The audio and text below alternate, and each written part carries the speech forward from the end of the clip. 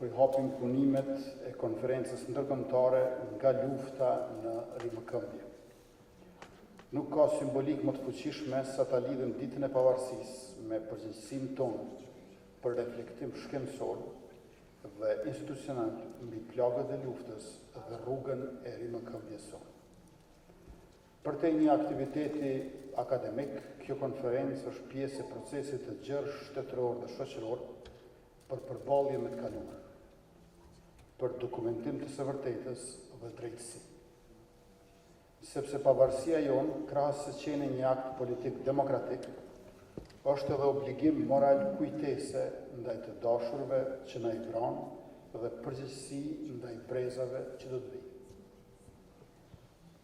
Në këtë kontekst nuk mund të mos përmend edhe seancat gjyqësore që po zhvillohen aktualisht në Hagë, në kuadër të dhomave të specializuara, në një proces gjyqësor i cili ende është në zhvillim e sipër dhe do të ndjek rrugën e vet ligjore deri në përfundim. Por pavarësisht kësaj, ai nuk mund dhe nuk do të ndryshojë një të vërtet themelore historike. Se lufta e ushtrisë shqiptare të Kosovës ishte një luftë e drejtë dhe domosdoshme për liri dhe për mbjetesë, jo nga dëshira për dhunë apo pushtet. Ajo ishte përgjigje ndaj një regjimi shtypës, ndaj represionit sistematik deri në apartheid dhe mohimit të drejtave themelore të popullit tonë deri në gjenocid. Ky proces nuk mund ta vërë në dyshim karakterin çlirimtare antikolonialist të luftës sonë, as aspiratën legjitime të Kosovës për liri, barazi dhe dinjitet njerëzor. E ashtu quajtura shtëpi e verdhë në Shqipëri nuk ka ekzistuar kur si vend për trafikimin e organeve nga pjesëtarët e UÇK-s. Por është pjesë e narrativës hibride të Serbisë kundër UÇK-s dhe Shqipërisë. E iniciuar nga deputeti rus Konstantin Kosaçev me 15 prill 2008, pra as 2 muaj pas shpalljes së pavarësisë së Kosovës. Shtëpi të verdhë nuk ka, por ka gjithnjë më shumë informacione, dëshmi e fakte se ka pasur Sarajevo Safari, ku rol thuhet këtë pasur edhe presidenti i Serbisë Aleksandar Vučić. Me qrast për një shumë të hollash nga kodrat përreth Sarajevës, mund të qëlloje bosnjak civil me snajper në qytetin e rrethuar në fillim të viteve të 90. Për të hetuar e gjykuar krimet e Sarajevo Safari, do të duhej të angazhoj ndonjë gjykatë speciale ndërkombëtare. Të dashur familjarë që gjatë luftës po vranë më të dashur tuaj, shteti ynë ju dëgjon, ju sheh e u njeh dhe mbi. Vuajtja juaj është pjesë e historisë sonë shtetërore dhe ndërgjegjës sonë kombëtare. Dokumentimi është akt respekti ndaj jetës së secilës që u vra, u zhduk apo u torturua gjatë luftës. Instituti i krimeve të kryera gjatë luftës në Kosovë ka forcuar ndjeshëm kapacitetet e tij dokumentuese dhe arkivore. Janë standardizuar procedurat e verifikimit, janë ndërtuar bazat e reja të dhënave dhe është avancuar puna për regjistrimin e viktimave dhe dëmeve të luftës. Këta hapa mund të tingëllojnë aq teknik, por janë kaq thelbësor për drejtësinë tranzicionale, sepse një shtet që përballet me të kaluarën ecën më i fortë drejt sakës. Të nderuar të pranishëm, agjenda e kësaj konference, e cila shtrihet përgjatë 3 ditëve, përfshin sesione mbi kujtesën, dëshmit, traumën, memorializimin, dhunën seksuale gjatë luftës, personat e zhdukur, përvojët e fëmijëve në luftë, si dhe mbi rrugët e drejtësisë dhe të shërimit. Kjo qasje shumë dimensionale është jetike, sepse pasojat e luftës janë edhe çështje psikologjike, edhe juridike, shoqërore, kulturore edhe politike. Kjo qasje na flet për shoqërinë tonë që dëshiron të kuptoj thellë, jo të thjeshtoj, të shëroj, jo të fsheh a harroj. Të dashur të rinj që jeni sot këtu, Kosova që po ndërtojmë është Republika e dijes, e universiteteve aktive, e studiuesve që bashkëpunojnë me botën, e konferencave që bashkojnë ekspertë ndërkombëtar dhe vendor. Është Kosova që e shndron përvojën e saj të vështirë në kontribut për shkencën, për të drejtën ndërkombëtare, edhe për studimet mbi paqen e drejtë dhe drejtësinë tranzicionale. Republika e Kosovës është ndërtuar mbi aspiratën për liri dhe barazi. Shteti ynë ka për detyrë të ruaj kujtesën, të mbështes të mbijetuarat dhe të mbijetuarit, dhe të sigurojë që krimet të mos relativizohen e as të harrohen. Kujtesa është përgjegjësi institucionale dhe garanci për mos përsëritje. Në këtë frymë kemi bërë kërkesë zyrtare lidhur me arkivat e Tribunalit Penal Ndërkombëtar për Jugosllavinë. Qeveria e Republikës Kosovës ka kërkuar që çdo vendim për të ardhmen e tyre të garantoj qasje të barabartë dhe dinjitoze për viktimat dhe institucionet tona.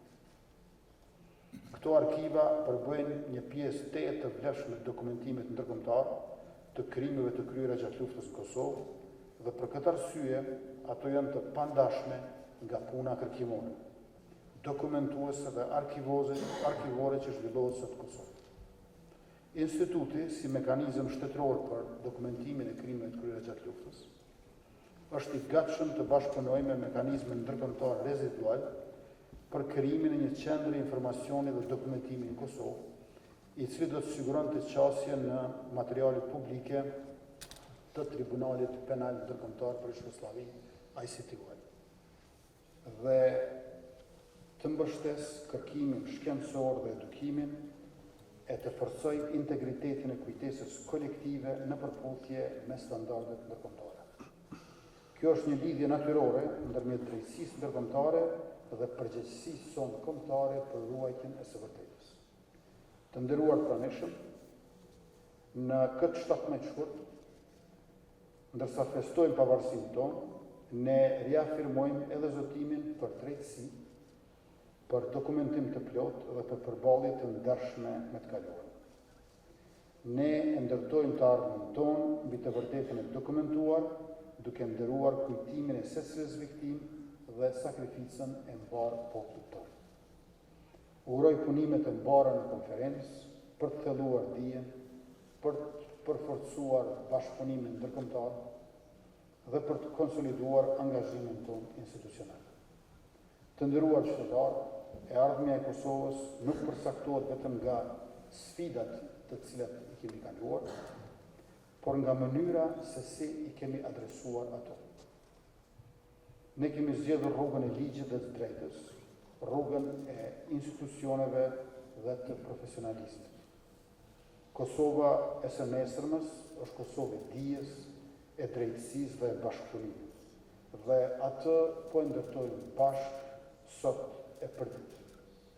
Me përkushtim të palëkundur, me profesionalizëm të lartë, me dashuri të madhe e besim të plot në të ardhmen tonë si Republikë sovrane dhe demokratike, si shtet ligjor e zhvillimor, që i bën bashkë barazin me solidaritet, por edhe jetesën e gjithë secilit me dignitet. Gëzuar ditja e pavarësisë, lavdi martirëve dhe dëshmorëve të lirisë, rroft Republika e Kosovës.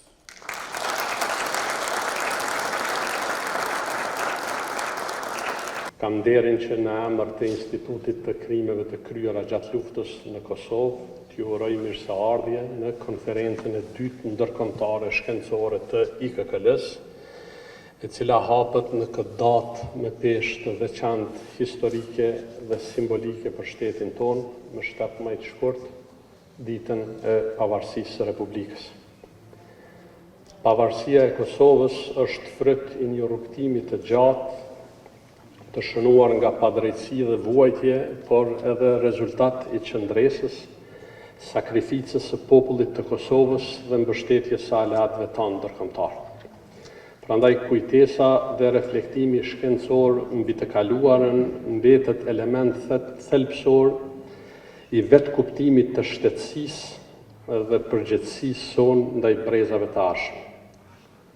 Konferenca e parë ndërkombëtare e institutit vendosi bazë të fortë për dialog shkencor mbi krimet e kryera gjatë luftës në Kosovë, shkëmbim idesh dhe përballje me fakte. Ajo kulmoi me një rezultat të rëndësishëm akademik, vëllimin e redaktuar me punime shkencore, i cili është pranuar për botim nga shtëpia prestigjioze botuese Routledge në kuadër të serisë së tyre Southeast European Studies. Ky botim konfirmon vlerësimin e standardeve shkencore të punës sonë, si dhe dëshmon se përvoja e Kosovës po zë vendin e merituar në diskursin akademik mbi luftën, drejtësinë tranzicionale dhe kujtesën kolektive. Duke u mbështetur në këtë arritje, edicioni si vjet i titulluar From War to Recovery, a Multidisciplinary Approach Towards Kosovo's War Trauma, shënon një fazë të re të konsolidimit institucional si dhe pjekurisë akademike të institutit. Kjo konferencë është vazhdimsi e një tradite në zhvillim e sipër dhe dëshmi e përkushtimit tonë për ta thelluar dialogun shkencor, për ta zgjeruar perspektivën e hulumtimit mbi krimet e luftës. Diskutimet që do të zhvillohen gjatë këtyre 3 ditëve synojnë të ofrojnë analiza të thelluara, qasje ndërdisciplinare dhe reflektime kritike mbi pasojat afatgjata të luftës. Jo vetëm si përvojë historike, por edhe si realitet që vazhdon të ndikojë jetën e individit, strukturën shtetërore dhe proceset e shtetëndërtimit. Me këtë rast dëshiroj të theksoj se puna e institutit nuk kufizohet vetëm në mbledhjen dhe ruajtjen e materialeve arkivore, por misioni ynë është që gjithashtu të ndërtojmë baza njohurish të verifikuara, të besueshme dhe të përdorshme që shërbejnë si themel për hulumtime akademike, për hartimin e politikave publike, për edukimin e brezave të rinj dhe forcimin e kujtesës institucionale të Republikës së Kosovës. Instituti ynë funksionon si hapësirë e pavarur kërkimore, e mbështetur në standarde të larta të metodologjisë shkencore që adresojnë nevojat lokale dhe ruajnë integritetin shkencor duke vendosur të vërtetën dhe profesionalizmin në qendër të çdo procesi. Andaj sot, arkivi i KKL-s është shndruar në pikë referimi që bëhet gjithnjë më i rëndësishëm si për studiues vendor e ndërkombëtar, ashtu edhe për institucionet e drejtësisë. Edhe kjo konferencë është dëshmi e këtij rrugtimi dhe besimit që po ndërtohet rreth punës sonë dhe zhvillimit të saj të vazhdueshëm. Punimet që do të prezantohen gjatë ditëve në vijim janë përzgjedhur nga një proces rigoroz akademik dhe pasqyrojnë qasje historike, politike, juridike, sociologjike e psikologjike ndaj traumës së luftës dhe procesit të rimëkambjes.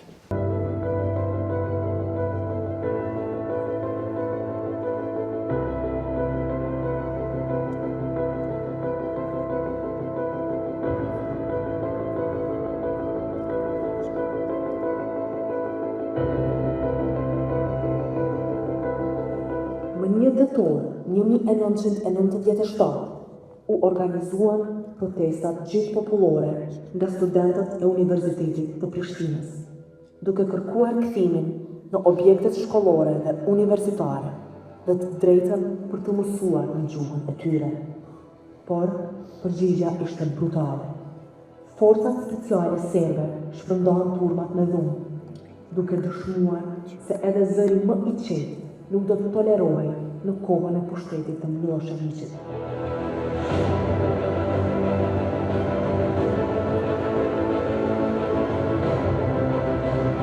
Nga një gjendje e tillë, u krijuan thonat për një veprim tjetër politik si kundërpërgjigje.